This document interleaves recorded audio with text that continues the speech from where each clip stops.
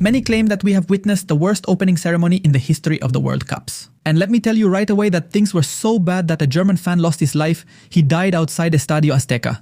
But first, let's take a look at these. They say it's the worst World Cup debut ever, and we'll see many similar comments. They're commenting here too. What a mess. Thousands of users are criticizing the 2026 World Cup opening ceremony for being boring. It barely had any references to soccer and was only about exalting indigenous culture and playing Caribbean music. Super boring. Even here you can see Maradona sleeping, right? Incredible.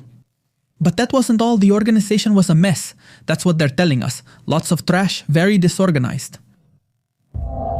Very bad. Very bad. Why? Well, we arrived at Grand Sur, we left the truck there, we walked, and there was a lot of trash, very disorganized. No one knows where it is. The volunteers are on the other side. It's wild. Imagine, Patricia Vasquez, the first person in line to enter the Mexico City Stadium, reported a bad experience. She reports logistical failures and dirtiness at the start of the World Cup. Okay. You see, honestly, even though I think it wasn't the worst opening in World Cup history, I do believe it was one of the worst. There's no doubt about that. Even so, there are many things we need to talk about. First, the Estadio Azteca is legendary. It's iconic. Look at this, guys. This stadium has an aura, a World Cup aura, a football aura.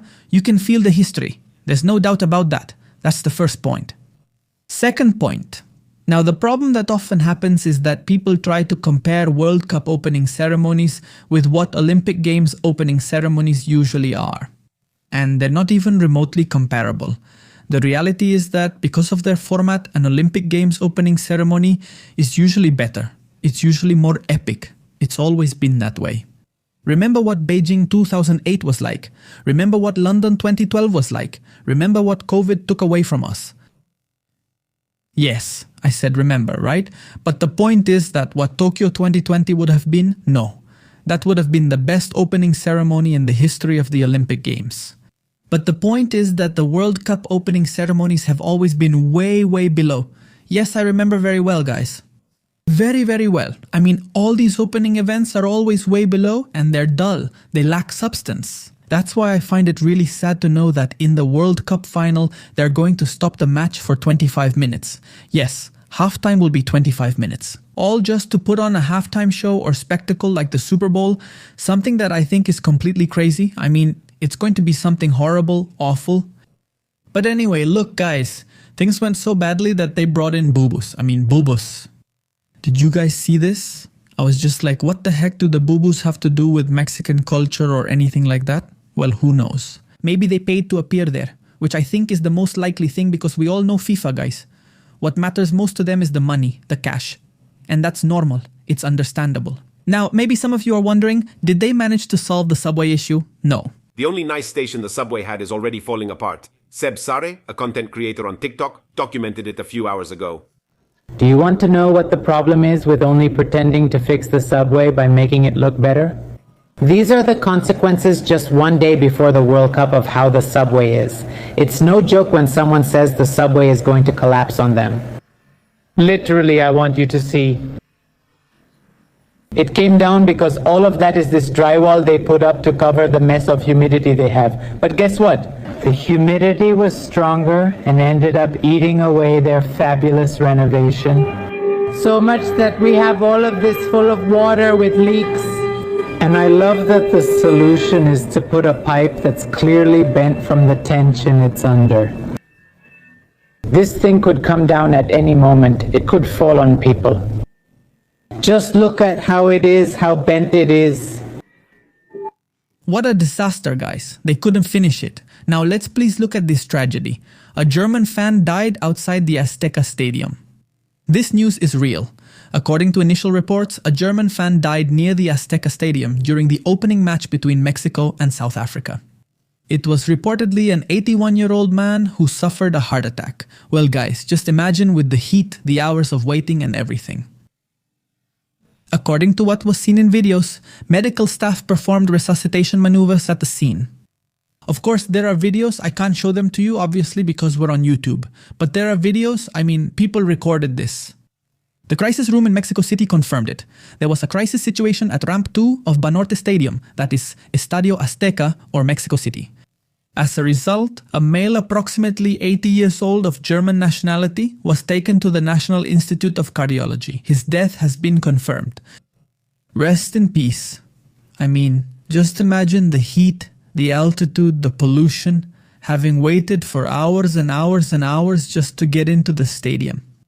Well, all of that could have affected this man, and unfortunately he passed away, guys. It's a tragedy. And well, here they're telling us we're definitely witnessing the worst World Cup opening ever. I have to say, I don't agree. Look, the one I consider to be the worst World Cup opening was probably South Africa 2010. Let's see, it's a World Cup that maybe many people from my generation remember fondly, because for many people it was probably the first World Cup they really remember, being old enough to be aware of it. And a lot of people have a very special fondness for South Africa 2010.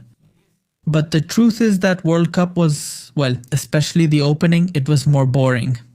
The match was South Africa versus Mexico.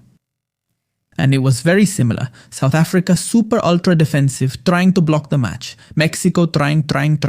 But the problem is that in that game, there wasn't a goal until the second half. And it was a tough match. It was one of those matches where South Africa tried to ensure nothing happened.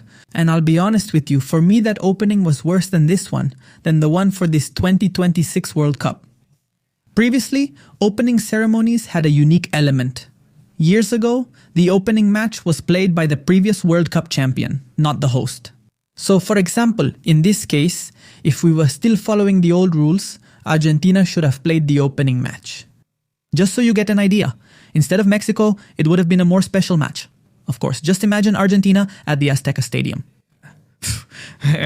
What does that remind you of? Obviously Diego Armando Maradona, 1986.